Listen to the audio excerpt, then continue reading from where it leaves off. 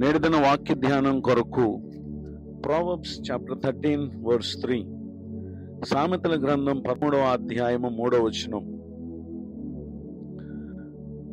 తన నోరు కాచుకొనువాడు తను కాపాడుకొనును, ఊరకొనక మాట్లాడువాడు తనకు నాశనము తెచ్చుకొనును. చదవబడిన ఈ వాక్య భాగంలోని దీవెన నా ప్రియులకు మీరందరూ పొందుదురుగాక. వాక్య ధ్యానం కొరకై ప్రార్థన. ప్రేమ కలిగిన మా తండ్రి, చదవబడిన ఈ వాక్య భాగం ద్వారా మమ్మల్ని దర్శించి బలపరచుమని యేసు క్రీస్తు నామములో ప్రార్థిస్తున్నాను తండ్రి, ఆమేన్.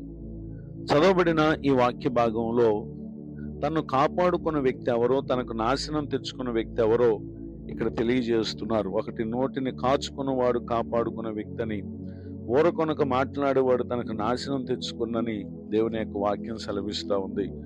పరిశుద్ధ గ్రంథంలో రాయబడినటువంటి ఒక సంఘటనను మనం పరిశీలన చేసినట్లయితే, book of Isaiah chapter 36 verse 12 to 20, యెషయా గ్రంథం 36వ అధ్యాయము 12వ వచనం మొదలుకొని 20వ వచనం వరకు రాయబడినటువంటి వాక్య భాగాల్లో అషూర్ రాజు రబ్షాకే అనేటటువంటి వ్యక్తిని లాకీష్ పట్టణం నుండి యెరూషలేమునకు గొప్ప సేనతో అతడు పంపించాడు.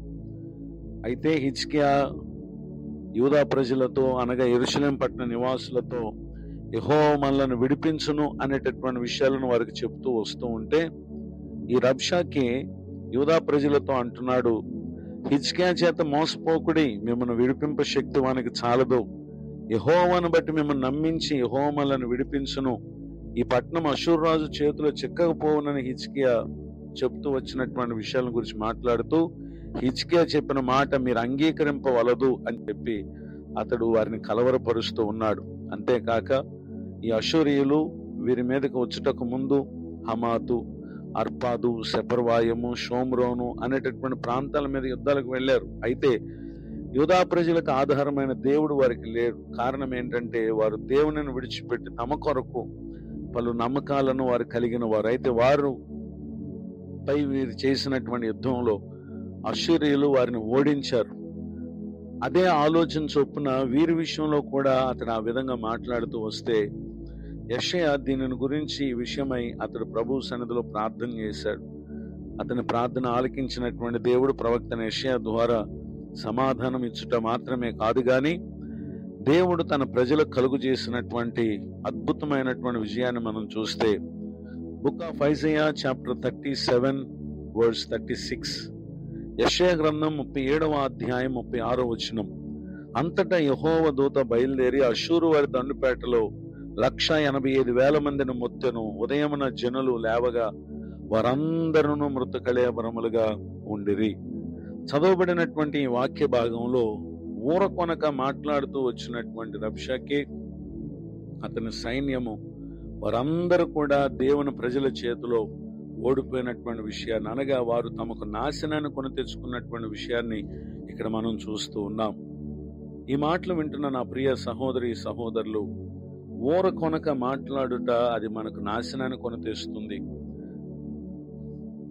మాథ్యూ చాప్టర్ 12 వర్స్ 36 and 37, మత్తయి సువార్త 12వ అధ్యాయము 36-37 వచనాలు. నేను మీతో చెప్పున్నదేమనగా, మనుషులు పలుకు వ్యర్థమైన ప్రతి మాటను గూర్చి విమర్శ దినమున లెక్క చెప్పవలసి ఉండును. నీ మాటలను బట్టి నీతిమంతుడని తీర్పు నొందుదువు, నీ మాటలను బట్టి అపరాధివని తీర్పు నొందుదువు అని ఇక్కడ తెలియచేయటం మనం గమనించగలం. అదే రీతిగా వర్స్ 34, 34వ వచనం, హృదయం నిండి ఉండు దానిని బట్టి నోరు మాట్లాడును కదా అని కూడా ఇక్కడ ప్రభువారు సెలవిస్తూ ఉన్నారు. ఈ మాటలు వింటున్న నా ప్రియ సహోదరి సహోదరులు, మన మాటలు ఏ విధంగా ఉన్నాయో ఒకసారి పరిశీలన చేసుకుని, అవి మనకు నాశనము తెచ్చేవిగా కాక క్షేమమును, భద్రతను, కాపుదల ఇచ్చేటకు కారణమై ఉండేటటువంటి ప్రతి మాటను మన నోట పలికి ప్రభు ఇచ్చే క్షేమాన్ని పొందుటకు ఈ మాటలు విన్న ప్రతి ఒక్కరిని పరిశుద్ధాత్మ దేవుడు దర్శించి దీవించి కాపాడునుగాక. ఆమేన్. ప్రార్థన. ప్రేమ కలిగిన మా తండ్రి, వందనాలు.